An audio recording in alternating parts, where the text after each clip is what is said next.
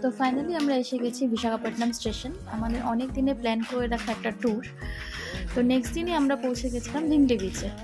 তো ভিমলি বিচে এই যে আমি আমার ফুচকার সাথে গুরু গুরু করছি, আর দেখো আমার ছেলে কাদা পেয়ে কাদার মধ্যে কীভাবে হেঁটে বেড়াচ্ছে। দেখো প্রথমে জলে নামতে ভয় পাচ্ছিল, এখন দেখো। তারপরের দিন আমরা চলে গেছিলাম ইয়ারদা বিচ।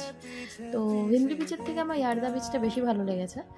আর এখানে এসেও সেম, এই যে উনি নেমে গেছে কোলের থেকে, আর শুরু হয়ে গেছে ওনার কাদার মধ্যে হাঁটাহাঁটি করা। আর আমার হাজব্যান্ড দেখো দেখো যত মানা করছি ওকে জলে নেবে না, ঠান্ডা লেগে যাবে, তত ও জলের মধ্যে নিয়ে যাচ্ছে।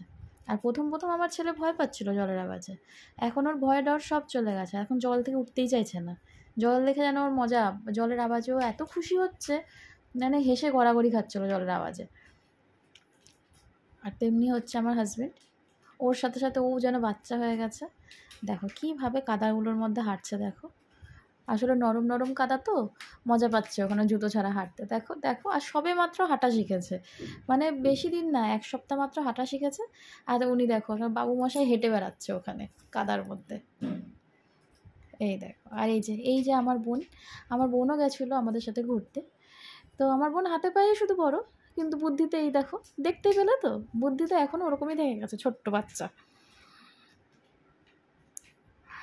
এই দেখো কী করছে দুজন মিলে। আর এখানে আমি কী যে করব কিছুই বুঝছি না। বোনকে বলছি ভিডিও করে দে, বোন বলছে যে করে দিচ্ছি, কিন্তু আমার তো কিছুতেই পছন্দ হচ্ছে না।